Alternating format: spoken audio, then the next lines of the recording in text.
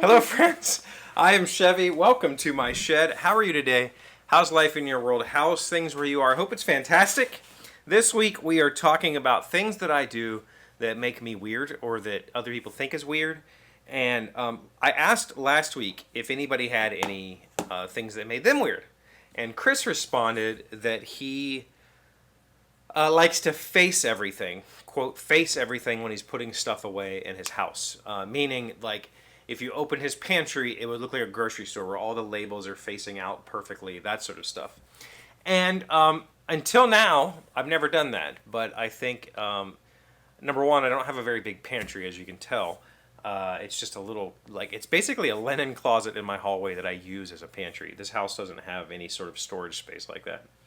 I've never really done that. I put things in there so that they're easy to spot by size and shape or category, but I've never really thought about turning them so they all face out, and I probably will now, so that's Chris's fault. But I do have that in other aspects, and I had to go find props. I had to go dig through some old boxes to find props, and that is discs. Now, I have not opened these yet. I just grabbed some at random out of my box of... In fact, I don't know what happened to all my CDs. I used to have hundreds. I now have I found maybe 10. I don't know where all my CDs are. CDs, DVDs, in the old days, video games. I had a problem, or I had a habit, a compulsion, you could say, that when you open the jewel case, this one, good, this one didn't make me a liar. You can't tell, whatever. But the face of the disc needs to be aligned, so that when you open it up, you're looking at the disc in the proper orientation, not upside down or whatever. It goes back in the case so that when you open it, you can see and read the disc. And this has been something that since CDs became a thing. Oh, there we go. Strange Brew is correct. I think you can see that one. If it's if somebody puts it away all sideways, what are you doing with your life? What? Why? Why are you doing this to us? To us people who appreciate order. I mean, obviously I appreciate order, right? Everything's a mess. But this was one aspect of my life, since CDs were a thing. I did that. Silence of the Lambs is correct. Hey, we're getting somewhere. And Spaceballs. This is a dual-sided disc, so you definitely can't see it, but it's correct. The title is up and whatever. That is definitely a thing that a compulsion I have held my entire life, was with that. Now Chris has put this facing products in my mind, I'm going to do that. The other one I don't have any evidence of. I can't find pictures or anything, but in my old house, we had a fireplace with a mantle. And since I was a teenager, I remarked that I liked nutcrackers, and my family used to buy me nutcrackers every year. To the point that I had, people were getting me 4 or 5 a year. So I would have hundreds of nutcrackers. I have since got rid of the nutcracker collection. I still have a few, and my mom buys me one every now and then. But I don't have hundreds like I used to. And every year, I would get them out, and I would arrange them on the mantle. And not necessarily in a particular order, but they all faced correctly, they were sized correctly, they complemented each other. And for whatever reason, my arrangement was not pleasing to my daughter. And so while I would be at work, she would rearrange them. And I would come home and rearrange them because it was frustrating.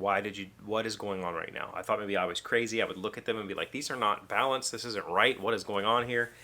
And so that is a version of this CD thing or this facing thing that I have dealt with my whole life. Right?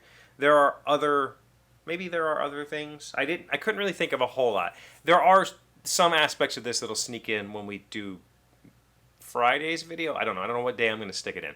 One of these days, we're going to talk about board games. And so, yeah.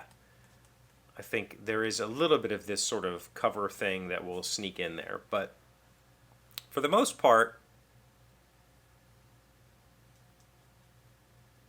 I've shaken a lot of that.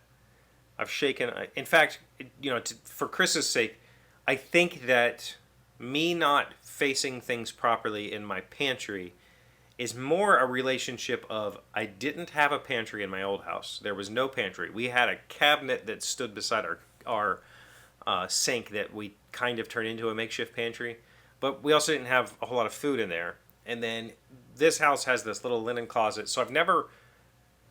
I think by the time I got to having a place to store food like that, it didn't occur to me. There are other things that I do. Like if I buy 4 packs of ramen, it drives me crazy if somebody else puts the groceries away and just puts the 4-pack of ramen on the shelf. Like, don't do that. Open the bag, throw the bag away, and put the 4 individual packets of ramen. If you buy the 3-pack of Velveeta shells and cheese, you open it, you throw away the cardboard sleeve and the plastic, and you put the individual boxes. I don't want... So if there's extra packaging, I will remove all of that. That annoys me. So that's something that I do, specifically related to the pantry. Yeah, that's what I got for Chris's facing and aligning things. Do you have any struggles with that sort of stuff? Please let me know about it in the comments. I love hearing from you. Thank you for being here as always. Thank you for liking, commenting, subscribing, being amazing friends and wonderful people. I really appreciate you, and I'll see you again tomorrow.